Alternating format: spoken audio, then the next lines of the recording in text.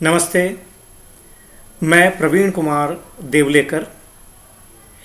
इस वीडियो के माध्यम से मैं आपको ये बताने की कोशिश करूँगा कि audio PDF class specially for book keeping and accountancy for 11th and 12th classes क्या है। इसके पहले एक कोटेशन बोलना चाहूँगा मैं। आवश्यकता आविष्कार की जननी है। Necessity is the mother of invention. Face to face class का कोई सब्स्टिट्यूट नहीं, ऐसा मेरा स्पष्ट मत है, क्योंकि आमने सामने बैठकर आई कांटेक्ट से जो पढ़ाई हो सकती है, खास करके अकाउंटेंसी जैसे टेक्निकल सब्जेक्ट्स की, वो ऑनलाइन बहुत मुश्किल है। लेकिन मैंने कहा ना, आवश्यकता आविष्कार की जननी है।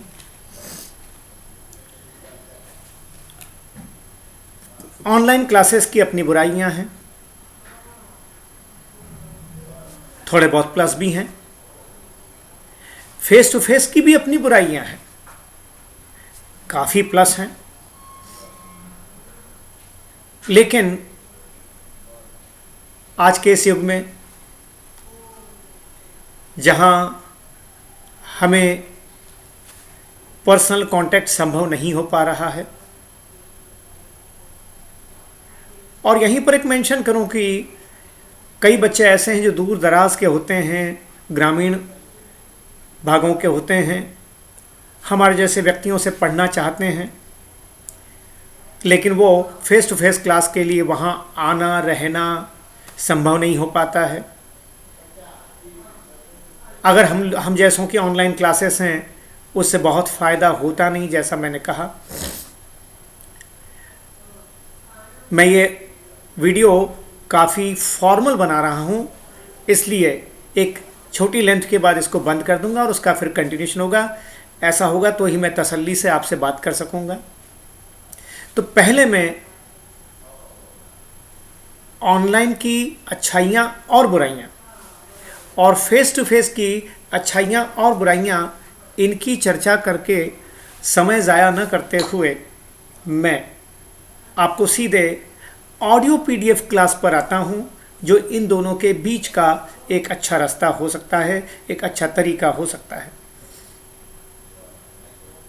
और ख़ास करके बुक कीपिंग एंड अकाउंटेंसी जैसे टेक्निकल सब्जेक्ट के लिए।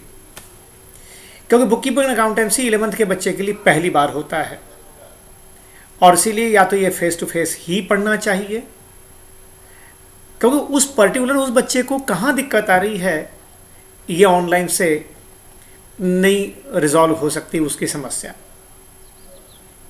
इसलिए अधिकतर बच्चों ने इस तरह के सब्जेक्ट्स में पिछले साल जो ऑनलाइन क्लासेस चली, चाहे वो स्कूल की हों चाहे कोचिंग क्लासेस हों, वो बहुत कम बच्चे संतुष्ट हो पाए हैं। बस समय निकाल दिया।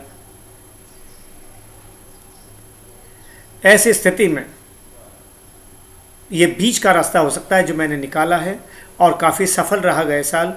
और ख़ास करके मेंशन करूं कि 11th के बच्चों ने इसको बहुत सराहा है, क्योंकि नहीं, ये निश्चित रूप से सामने वाले की क्वालिटी पर भी निर्भर करता है कि वो आपकी कितनी बेहतरीन तरीके से मदद कर सकता है। इस क्लास को देश के किसी भी भाग से कोई भी बच्चा ले सकता है। ये सिस्टम क्या होगा? ऑडियो, नो डाउट इसके लिए व्हाट्सएप चाहिए। छोटे छोटे टुकड़ों में लेक्चर, जैसे हम लोग क्लास में 1 घंटा पढ़ाते हैं, 10-5 मिनट अगर इधर उधर निकल जाते हैं, ऐसा मान लें, समसामयिक करंट अफेयर्स वगैरह पे चर्चाएं हो जाती है, भाई तू कल क्यों नहीं आया था, भाई तुम उधर बैठो, ये अगर सब निकाल दें तो मुश्किल से 45-50 मिनट का आउटपुट होता है। पर उस 45-50 मिनट में अगर टीचर कंटिन्यू बोलता है, किसी नए टॉपिक पर बोलता है, कितना अच्छा टीचर क्यों ना हो, 10, 20, 30 बच्चे बैठे हों तो कई बच्चे 100% ग्रैस्प नहीं कर पाते हैं। ये फेस टू फेस की भी बुराई है।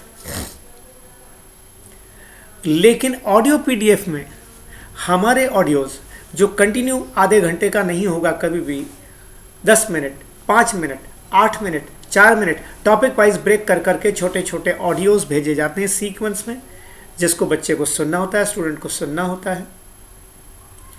और उसके बाद जो हम लोग बोर्ड पर लिखते हैं उसको सब्स्टिट्यूट किया है मैंने PDF। ये PDF बाकायदा मैं कंप्यूटर पर बनाकर और भेजता हूँ।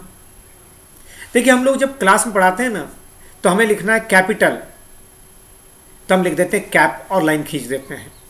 हमें लिखना है रेंट, RENT, ऐसा कुछ था भी डॉक्टर जैसा लिख देते हैं। लेकिन यहाँ पर बहुत बढ़िया अक्षरों में, बहुत टाइपराइटर पर व्यवस्थित लिखा होगा। और एक बोर्ड की एक लिमिट होती है, टीचर बोर्ड पर कुछ लिखता है, समझाता है और अगली बात के लिए वो उसको रब कर देता है।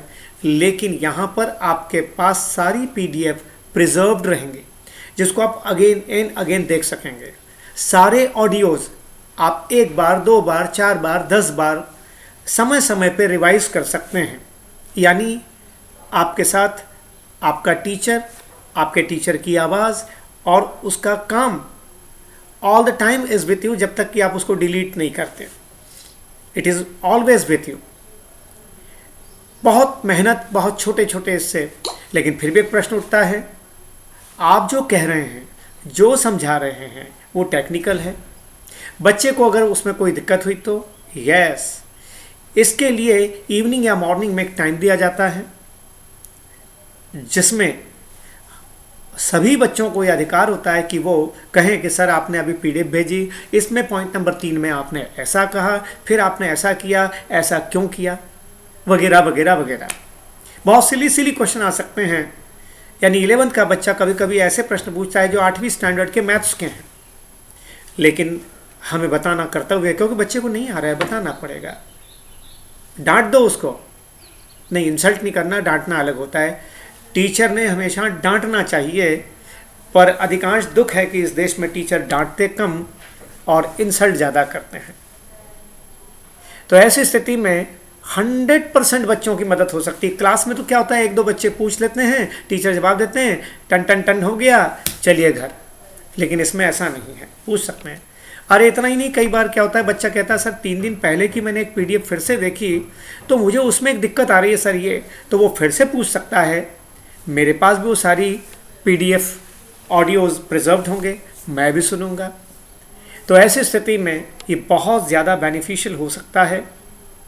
अच्छा, एक बात यहाँ कह दूँ कि ये फॉर द टाइम बीइंग आप ले लें। इसके बाद अगर आपको कहीं और ज्वाइन करना है, स्कूल में पढ़ना है, उसी को पढ़ना है, तो फिर से आप उसको देख भी सकते हैं, मैच भी कर सकते हैं। मैंने कहा था आपसे 2 वीडियोस बनाऊंगा, लेकिन एक ही वीडियो में लगभग मैं अपनी बात कह पाया हूं। अब आपको जिसको भी मुझसे बात करनी है कॉल कीजिएगा। मैं पब्लिकली अपना नंबर नहीं दे सकता, पर आप फेसबुक पर प्रवीण कुमार देवलेकर पर जाकर मैसेंजर के माध्यम से मेरा नंबर लेकर आप मुझसे बात कर सकते हैं। फ़िलहाल इस वीडियो में इतना ही। आप भी देखिए, दूसरों को बताइए, चैनल को सब्सक्राइब कर दें तो बहुत बेहतर होगा। धन्यवाद।